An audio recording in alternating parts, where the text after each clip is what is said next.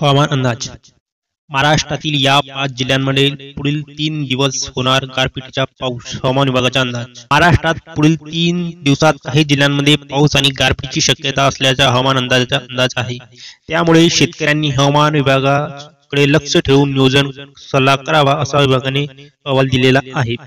24 डिसेंबरला हवामान विभागाने जारी केलेल्या माहितीनुसार 26 आणि 27 डिसेंबरला उत्तर मध्य महाराष्ट्र, मराठवाडा आणि विदर्भातील जिल्ह्यांमध्ये मेघगर्जनेसह वादळी वारे, पाऊस आणि गारपिटीची शक्यता आहे. सध्या देशात हवामानाची स्थिती पाहिली तर उत्तर भारतात वेस्टर्न डिस्टर्बन्स या प्रभावाला जाणवतो आणि दक्षिण भारतात बंगालच्या उपसागरातल्या कमी दाब क्षेत्रांमुळे पावसाची शक्यता आहे. वेस्टर्न डिस्टर्बन्स म्हणजे उत्तर भारतात पश्चिमेकडे येणारी वादळं आणि झंझावात होय. हिवाळ्याच्या काळात येणाऱ्या या वादळांमुळे काश्मीर आणि हिमाचल प्रदेशाला हिमवर्षाव होतो. उत्तर भारत, मध्य प्रदेश, गुजरात आणि महाराष्ट्राला पाऊस पडतो. तर सध्या महाराष्ट्रात उत्तरेकडून येणारे थंड वारे आणि पश्चिमेला अरबी समुद्रात येणारी आर्द्र हवा एकमेकांना भिडत असल्यामुळे पाऊस पडण्याची आणि गारपीट होण्याची शक्यता हवामान विभागाने वर्तवलेली आहे.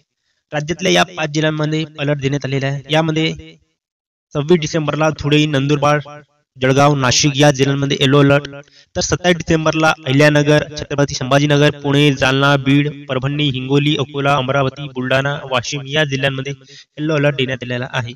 याशिवाय 28 डिसेंबरला उत्तर महाराष्ट्र, मराठवाड्यातील उत्तरेकडील जिल्हे आणि विदर्भातील काही जिल्ह्यांमध्ये मेघगर्जनेसह पावसाची स्थिती निर्माण होण्याची देखील शक्यता वर्तवण्यात आली आहे.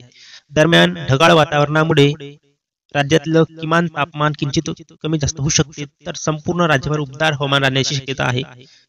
पण वरच्या अखेरीस म्हणजे 30 डिसेंबरला पाऊस हळूहळू थंडीत वाढ होण्याची शक्यता हवामान विभागाने वर्तवलेली आहे.